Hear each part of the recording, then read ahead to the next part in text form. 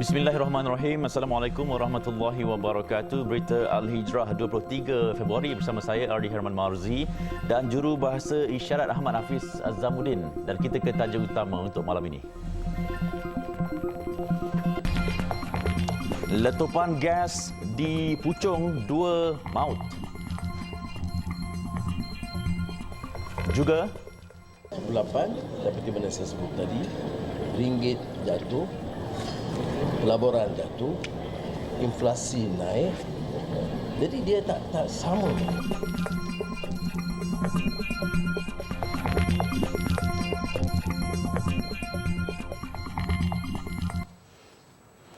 Dua maut manakala dua lagi cedera dalam insiden letupan gas di sebuah kilang di Taman Perindustrian Puchong Utama pagi tadi.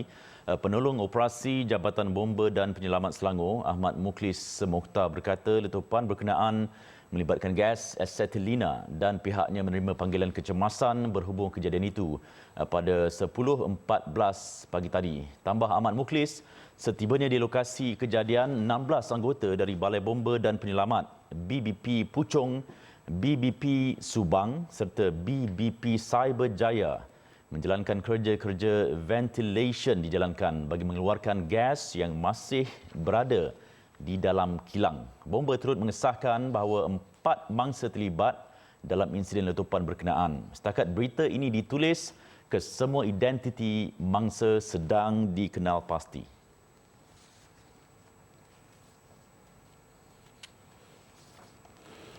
Isu penurunan ringgit tidak dipandang ringan oleh kerajaan, malah Bank Negara dipertanggungjawabkan untuk memantau ringgit sekaligus mengambil langkah berterusan dalam memastikan angka pelaburan Malaysia kekal utuh. Perdana Menteri Datuk Seri Anwar Ibrahim ketika menegaskan pendirian itu turut meminta semua pihak agar tidak membandingkan perkembangan semasa dengan krisis kewangan pada tahun 1998.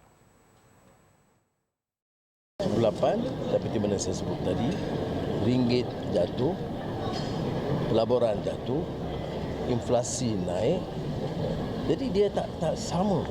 Sekarang ini pelaburan kita, angka terakhir yang diumumkan semalam saya selepas mesyuarat Majlis Pelaburan Negara, itu tertinggi dalam sejarah Malaysia. Kalau keyakinan itu kurang kerana ringgit, dia tidak akan ada pelaburan seperti itu. Mengulas lanjut jelas beliau, semua kementerian dan pihak berwajib termasuk Majlis Pelaburan turut mengadakan mesyuarat harian bagi menangani isu penurunan ringgit. Walaupun penurunan ringgit itu membimbangkan, namun angka pelaburan terus positif dengan nilai 329.5 bilion ringgit tahun lepas. Selain pertumbuhan Malaysia yang berdaya tahan berbanding dengan negara-negara jiran. Beliau berkata demikian kepada media selepas merasmikan Tun Razak Exchange sebagai pusat kewangan antarabangsa Malaysia siang tadi.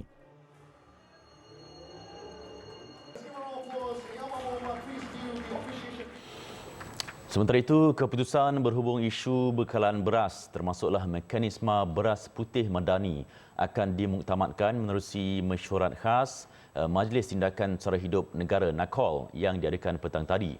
Terdahulu, Datuk Seri Anwar berkata mesyuarat itu juga turut membincangkan inisiatif bagi menjual barangan keperluan asas lain pada harga lebih murah. Itu mesyuarat petang ini. Dia masalah jangan bincang soal beras saja, ya. Kerana inisiatif yang dibuat itu menjual ikan, ayam, daging, sayur itu harga yang lebih murah. Jadi tapi pengumuman tentang harga terutama beras mestilah pengumuman kerajaan, ya. Jadi kalau ada cadangan-cadangan tersendiri itu negara demokrasi boleh, tapi tidak merupakan keputusan kerajaan. Kerajaan keputusan petang ini. Baru-baru ini, Pengerusi Jawatan Kuasa Menangani Harga Makanan dan Kos Sari Hidup NAKOL, Datuk Said Abu Husin Hafiz Said Abdul Fasal, dilapor berkata bahawa kerajaan akan memperkenalkan kategori tunggal dikenali beras putih Malaysia Madani. Bagaimanapun, Menteri Pertanian dan Keterjaminan Makanan Datuk Seri Muhammad Sabu dalam kenyataannya selepas itu memaklumkan bahawa kerajaan belum membuat sebarang ketetapan berhubung cadangan mewujudkan satu grade beras putih sahaja. Polis kontijen Melaka giat memantau gerakan pengikut Maula Muhammad Amin Al-Hassani yang didakwa mahu mewujudkan perkampungan kerajaan 9 di negeri itu. Ketua Polis Melaka, Datuk Zainul Samah berkata pihaknya turut bekerjasama dengan Jabatan Agama Islam Melaka bagi mengenal pasti individu terlibat selain memantau aktiviti gerakan berkenaan. Untuk makluman, kita di negeri Melaka tidak ada laporan polis yang dibuat berhubung dengan aktiviti kumpulan ini. Walau bagaimanapun, di atas maklumat-maklumat yang kita terima ini, maka kita akan menjalankan siasatan yang rapi terhadap kumpulan ini. Dan apa-apa tindakan selepas ini bergantung kepada apa-apa maklumat yang kita perolehi. Itu sahajalah. Mungkin ada kerjasama dengan Polis Selangor ke? Kerjasama kita akan laksanakan bersama dengan pihak Majlis Agama Islam di negeri Melaka. Beliau berkata demikian ketika ditemui media di Ibu Pejabat Polis Kontingen IPK Melaka hari ini. Sebelum ini, PDRM memantau kegiatan seorang lelaki warga Maghribi yang mengaku mempunyai jalur keturunan ke-38 daripada Nabi Muhammad sallallahu alaihi wasallam. Seorang mudir sebuah madrasah di Selangor yang dikatakan turut aktif mempromosikan Maula Amin didakwa mengutip dana awam secara tidak sah sebagai persiapan akhir zaman kepada pengikutnya. Persiapan itu termasuklah membeli sebidang tanah seluas 11 hektar di Melaka untuk membina perkampungan Kerajaan 9. Ditanya adakah polis akan turut memanggil bekas ahli Dewan Undangan Negeri Adun Melaka yang didakwa telah menjual 11 hektar tanahnya untuk mewujudkan perkampungan itu, Datuk Zainul berkata ia masih dalam siasatan. Setakat ini tiada sebarang laporan diterima, namun pihaknya akan memanggil individu terlibat sekiranya memperoleh maklumat baharu. Hentikan dahulu perbuatan mencabul undang-undang antarabangsa serta setiap elemen teras dalam hak rakyat Palestin untuk menubuhkan tanah air sendiri. Demikian tegas Malaysia pada sesi pendengaran awam berhubung isu Palestin di Mahkamah Keadilan Antarabangsa ICJ di Belanda tengah malam tadi waktu Malaysia. Israel juga mesti menghentikan semua dasar dan amalan berkaitan dan serta-merta berundur dari wilayah Palestin yang diduduki. Menyampaikan ucapan berkenaan mewakili Malaysia di ICJ, Menteri Luar Datuk Seri Muhammad Hassan tambahnya Israel wajib berikrar dan memberi jaminan untuk tidak mengulangi perbuatan terkutuk itu. Israel juga harus dipertanggungjawabkan untuk menawarkan pemulihan penuh supaya keadaan kembali kepada asal. Israel is under obligation to offer full reparation. This means that it must provide both actual and juridical restitution, including the annulment of repeal of all offending legislative and regulatory measures it has adopted for the OPT. Israel must also offer compensation for all material and moral damage caused by the breach of the right to the self-determination to the extent that this is not made good by restitution. Lebih 50 negara membentangkan hujah masing-masing tentang akibat perundangan berhubung pendudukan Israel di Palestin pada sesi pendengaran awam itu yang bermula Isnin lalu. Pada akhir pembentangan itu, Datuk Seri Muhammad menggariskan kesan perundangan yang timbul ke atas Israel, negara-negara lain dan PBB disebabkan pencabulan Israel secara terang-terangan terhadap hak rakyat Palestin. Hujahan Malaysia menegaskan bahawa dasar dan tindakan Israel hanyalah untuk menguasai wilayah diduduki dan kaedah untuk menguatkuasakan pendudukannya.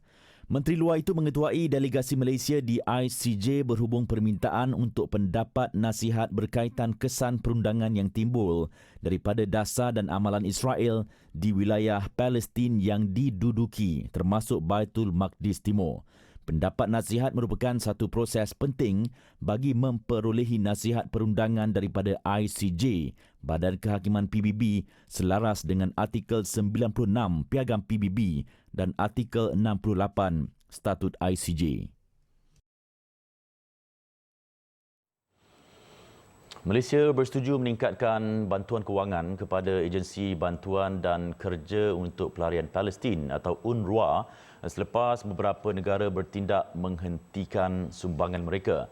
Beliau yang berkongsi mengenai perkara itu dalam perbualannya bersama Presiden Mesir Abdel Fattah el-Sisi semalam berkata, selain bantuan tahunan, Malaysia baru-baru ini telah menyumbang bantuan tambahan bernilai 10 juta ringgit kepada UNRWA selain $250,000 Amerika kepada Persatuan Bulan Sabit Merah Mesir dan $500,000 Amerika kepada Persatuan Bulan Sabit Merah Palestin.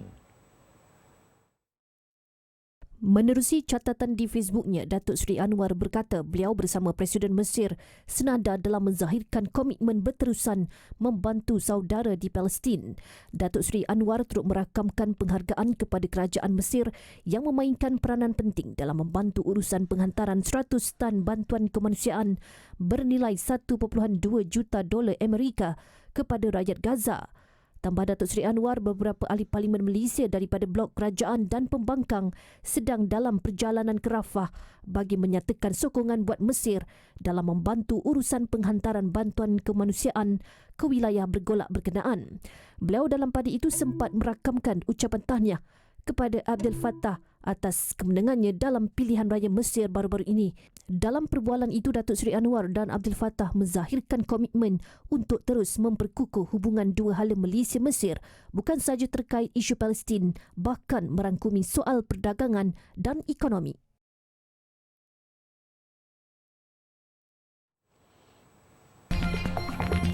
Rafah terus jadi medan maut.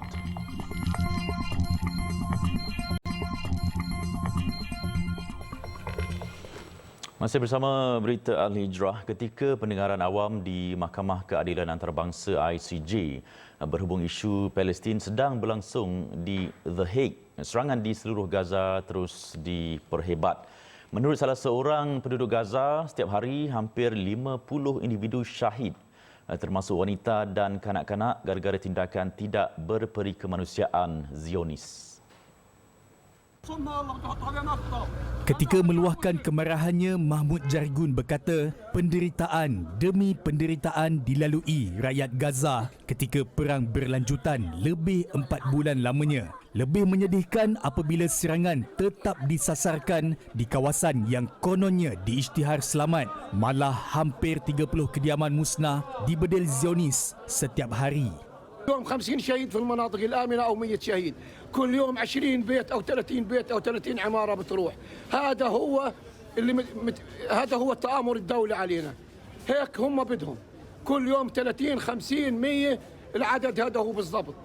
وليش بدهم يوقفوا اطلاق النار؟ هذا هو احنا قاعدين بنموت شوي شوي. أكثر من 100,000 شهيد وجريح عنا. وإذا كمان اليهود بيطلعوا من عنا، اللي حيموت من الغازات اللي ارتمت علينا ومن السم اللي ارتمى علينا مش أقل من 200,000 أو 300,000. يعني احنا حنطلع هيك، يا بنروح على الله فوق عنده، يا بدهم يا قتلهان على الأرض. صحيح المفترض أنها تكون آمنة، لكن أنت شايف ما خلوش مكان آمن. الأماكن اللي قالوا عنها آمنة ومش عارف إيش هم بيستهدفونا فيها، بنزلوا فيها الصواريخ. ما فيش أمان، فيش أمان. Serangan juga turut menghantui Gaza City, Jabalia dan Tebing Barat, kononnya untuk menghapuskan saki-baki kumpulan Hamas. Pertubuhan Kemanusiaan Perubatan Antarabangsa Doctors Without Borders MSF menggesa Majlis Keselamatan Pertubuhan Bangsa-Bangsa Bersatu UNSC agar melindungi kemudahan kesihatan termasuk kepada pekerja dan pesakitnya. Setiausaha Agung MSF, Christopher Lockyer berkata Badan Keselamatan Dunia itu dilihat seolah-olah sengaja dan hanya membiarkan orang awam terus mati. Dalam ucapannya pada persidangan UNSC, beliau turut menyuarakan kemarahannya terhadap veto Amerika Syarikat yang baru-baru ini menghalang resolusi paling diperlukan bagi menuntut gencatan senjata segera dan berterusan. We are appalled by the willingness of the United States to use its powers as a permanent council member to obstruct efforts to adopt the most evident of resolutions, one demanding an immediate and sustained ceasefire. 3 times this council has had an opportunity to vote for the ceasefire that is so desperately needed, and 3 times the United States has used its veto power, most recently this Tuesday. Jelas ia kegagalan untuk menguatkuasakan gencatan senjata, satu kecuaian teruk malah mendakwa bahawa serangan ke atas hospital adalah disengajakan.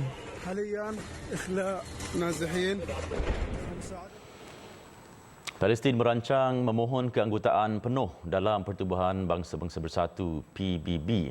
Duta Palestin ke PBB, Riyad Mansour berkata Palestin akan menggunakan pelbagai langkah termasuk mengeluarkan kenyataan dan meminta tanda tangan daripada negara-negara anggota yang menyokong kemasukan Palestin ke dalam PBB. Dalam kenyataannya kepada media di New York, Mansour berkata pihaknya merancang meneruskan proses selanjutnya ke Majlis Keselamatan PBB dan mengemukakan resolusi dengan menggesa cadangan untuk menerima negara Palestin sebagai anggota PBB. Kenyataannya dibuat sehari selepas Parlimen Israel, Knesset, mengundi 99-11 untuk menyokong keputusan kerajaan Perdana Menteri Negara Haram Benjamin Netanyahu menolak sebarang pengiktirafan sepihak terhadap negara Palestin. Mansour berkata Palestin akan mempercepatkan proses di Perhimpunan Agung PBB untuk menyeru masyarakat antarabangsa agar mengambil langkah praktikal untuk memaksa Israel menarik balik kepungannya ke atas Gaza. Bendera Palestin pertama kali dinaikkan di PBB pada September 2015. 3 tahun sebelumnya, Palestin hanya diberikan status negara pemerhati. Di Perhimpunan Agung PBB membolehkan utusannya mengambil bahagian dalam perdebatan dan organisasi PBB tetapi tanpa hak untuk mengundi. Gara-gara mengucapkan takziah kepada keluarga rakyat Palestin yang dibunuh tentera Zionis, seorang imam Masjidil Aqsa didakwa kerana menghasut. Kementerian Kehakiman Israel mengheret Sheikh Ekrima Sabri, 85 tahun, ke mahkamah atas dakwaan menghasut. Keputusan itu sudah diluluskan oleh Peguam Negara Israel Gali Bahar Miara. Khalid Zabarka, seorang peguam untuk Imam Masjid Al-Aqsa, menyalahkan tekanan daripada kumpulan sayap kanan Israel atas tindakan Tel Aviv memfailkan tuduhan terhadap imam tua tersebut. Katanya keputusan Israel itu sama dengan subversif undang-undang untuk tujuan politik. Tegasnya ini adalah penganiayaan politik, agama dan intelektual yang dilakukan oleh kumpulan sayap kanan yang melampau untuk menyebarkan huru-hara. Imam Sabri ditahan beberapa kali oleh tentera Israel pada masa lalu dan dilarang memasuki Masjid Al-Aqsa di Baitul Maqdis Timur yang diduduki selama beberapa bulan. Beliau juga adalah pengkritik tegar terhadap pendudukan Israel selama beberapa dekad di wilayah Palestin. Beliau sebelum ini pernah memegang jawatan Mufti Baitul Maqdis dan wilayah Palestin dari 1994 hingga 2006. Imam Sabri juga pernah ke Malaysia atas jemputan Perdana Menteri ke Majlis Ilmu Madani pada 18 Jun tahun lepas.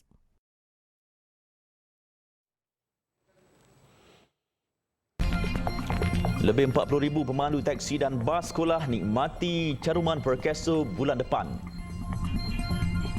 Berita Al-Hijrah, Sultan Perak Sultan Nazrin Shah bertitah kewujudan megah bangunan pencakar langit tidak memberi makna sekiranya masih ada rakyat yang terpaksa hidup mengikat perut, mencatu makanan dan tidur berbumbungkan langit.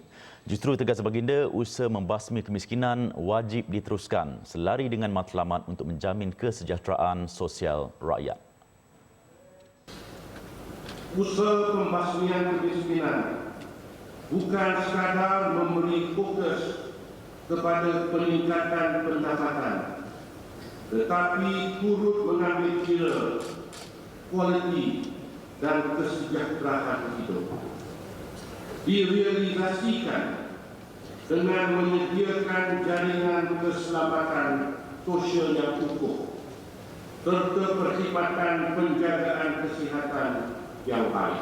Titah baginda kesihatan tidak ditentukan semata-mata oleh perkhidmatan kesihatan yang disediakan. Sebaliknya, tahap kesihatan seseorang juga dipengaruhi penentu-penentu lain, antaranya tempat dilahirkan dan tempat membesar, begitu juga suasana hidup, bekerja dan menua.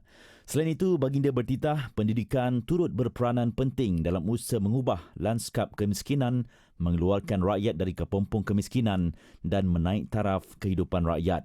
Justru Sultan Nazrin bertitah pelaburan dalam bidang pendidikan adalah pelaburan untuk kesihatan dan kemakmuran rakyat. Baginda bertitah demikian pada istiadat pembukaan rasmi tahun kedua Persidangan Dewan Undangan Negeri Dun Perak ke-15 di bangunan Perak Darul Rizwan di Ipoh hari ini. Seramai 35,000 pemandu teksi dan 18,000 pemandu bas sekolah dalam negara bakal menikmati caruman Pertubuhan Keselamatan Sosial Perkeso yang akan ditanggung sepenuhnya oleh kerajaan. Bermula bulan depan, Menteri Pengangkutan Anthony Loke berkata 90% caruman itu akan dibiayai menerusi peruntukan Kementerian Kewangan, manakala baki 10% dibayar oleh MOT bagi tempoh setahun. Memetik laporan bernama Anthony Loke berkata Perkeso menerima dana 100 juta ringgit dari Kementerian Kewangan untuk caruman 90% bagi pemandu taksi, e-hailing, p-hailing dan sebagainya. Beliau berkata usaha berkenaan adalah untuk memberi perlindungan sosial kepada mereka sekiranya berlaku kemalangan.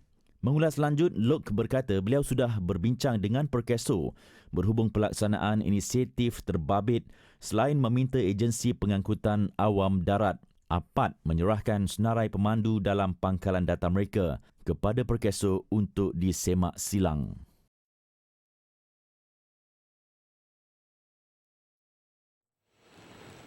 Kementerian Sumber Asli dan Kelestarian Alam menyasarkan 25 rumah ibadat ditransformasikan kepada rumah ibadat hijau setiap tahun di seluruh negara. Menterinya Nik Nazmin Nik Ahmad berkata ketika ini sebanyak 12 projek pembangunan rumah ibadat berasaskan teknologi hijau telah dilaksanakan berbanding 58 permohonan yang diterima. Walaupun terdapat kekangan bagi pembangunan projek tersebut, namun sasaran sebanyak 25 rumah ibadah hijau itu adalah pemangkin untuk memperbanyakkan lagi pembangunan projek berkenaan di masa akan datang. Dia kadang-kadang ada kekangan lah daripada segi kelulusan nak dapat untuk pemasangan dan sebagainya. Tetapi kalau kita tengok sebagaimana ada telah dibuat, maknanya ia boleh dilakukan. Jadi sebab itu bila ada penglibatan MGTC di situ, kita cuba memurnikanlah proses tersebut. Sebab kadang-kadang dia melibatkan banyak pihak, ada kelulusan dan sebagainya.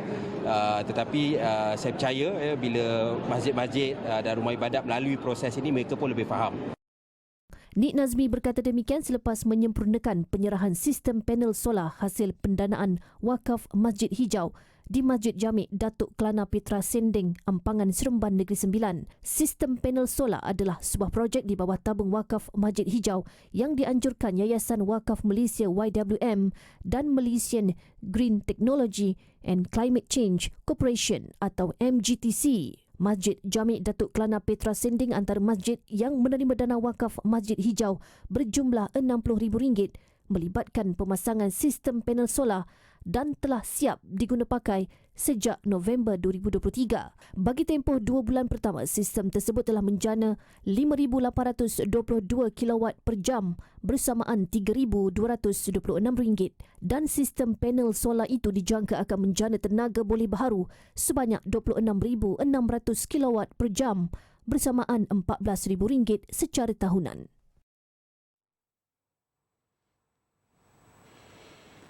Sindiket pengedaran dadah antarabangsa tumpas dengan penahanan 6 lelaki termasuk seorang bertaraf pemastautin tetap berusia antara 40 hingga 74 tahun dalam 3 serbuan berasingan di Melaka, Johor dan Pahang kemarin.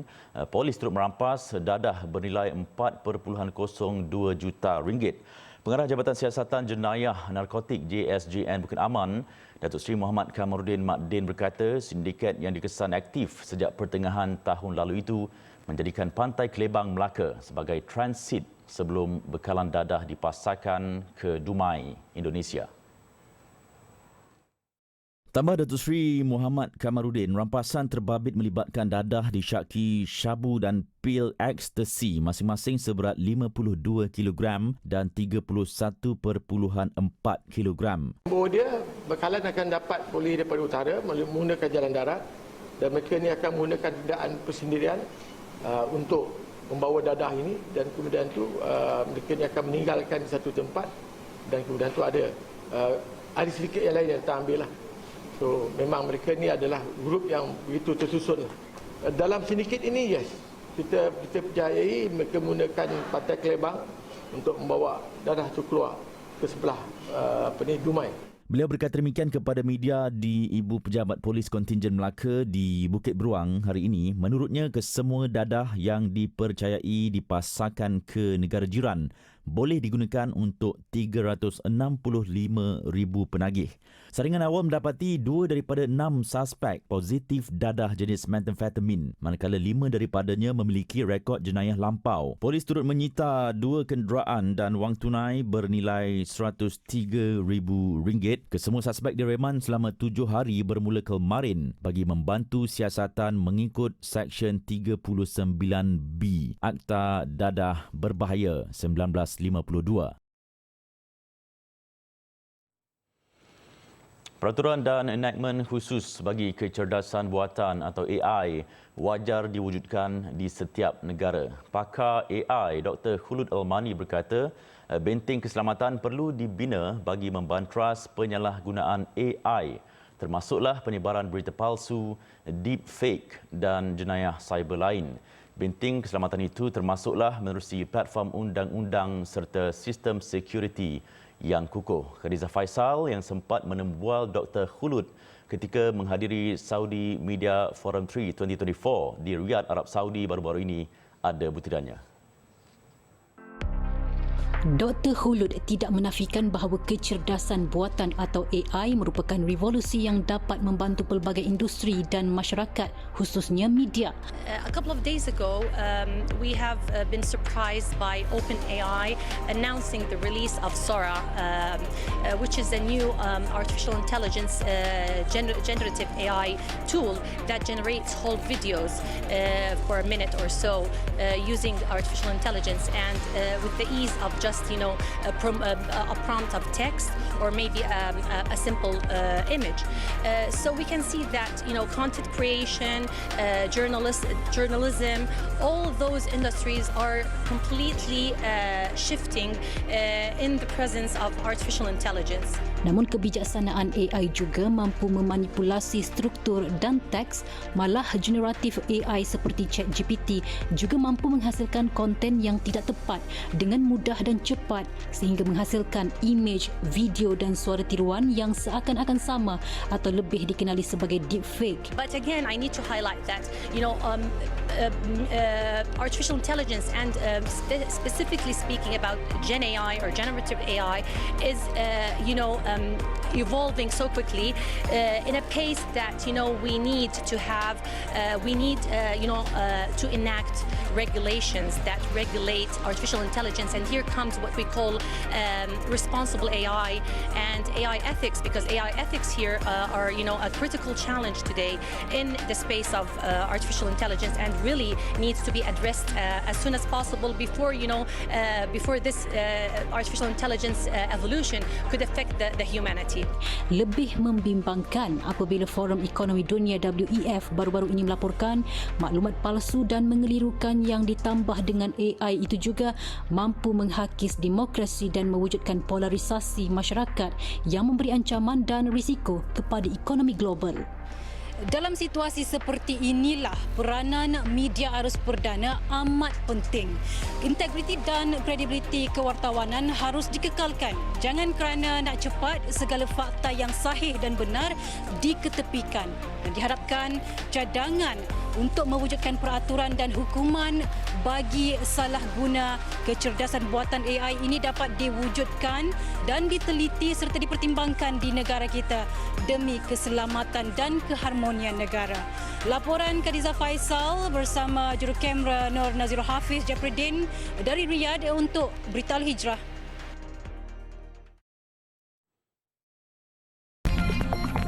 Karnival Segalanya Felda, platform tarik pelabur berpotensi.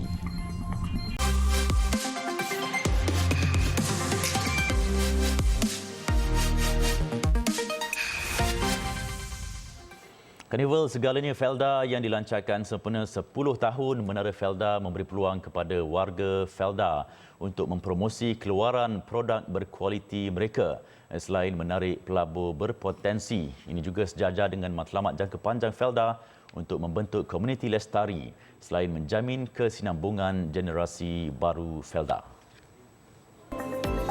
Pelancaran Karnival Segalanya Felda yang bermula hari ini disempurnakan Pengerusi Felda Datuk Seri Ahmad Syabricik di Ibu Negara siang tadi. Sebab itu pada hari ini adalah permulaan sebagai ground testing. Sekiranya kita ingin adakan karnival seperti ini secara berkala, belum diputuskan sebulan sekali ke ataupun setiap hujung minggu, ia bergantung persetujuan dengan rakan-rakan yang berkongsi Platinum Park ini. Dan tentang lagi satu ialah tentang sambutan yang ditunjukkan. Dan sambutan itu mesti bermula daripada warga Felda itu sendiri. Saya tidak bercakap warga Felda daripada Kemahang, Gua Musang ataupun Sabah untuk datang. Tetapi warga Felda yang sememangnya ramai berada di Lembah Kelang ini mesti menunjukkan sokongan. Menerusi karnival berkenaan, ia adalah platform kepada masyarakat luar untuk mengenali lebih dekat semua produk keluaran Felda. Karnival ini juga merupakan aktiviti awal bagi sambutan Hari Peneroka Felda 2024 yang akan berlangsung pada 12 hingga 14 Julai di Taman Expo Pertanian Malaysia Maib Serdang. Sambutan Hari Peneroka Felda 2024 dijangka menarik 500,000 pengunjung dari seluruh negara dengan lebih 37 acara akan diadakan pada karnival itu. Sementara itu, operasi Menara Felda yang memasuki tahun ke-10 ini juga selari dengan hasrat Felda untuk meletakkan organisasi itu setaraf dengan jenama besar lain dalam negara. Baik, sekian untuk malam ini. Saya Ardi Herman dan juru bahasa isyarat Ahmad Hafiz Azamuddin. Satukan ummah dengan ilmu bagi memperkasa Malaysia Madani. Assalamualaikum warahmatullahi wabarakatuh dan selamat malam.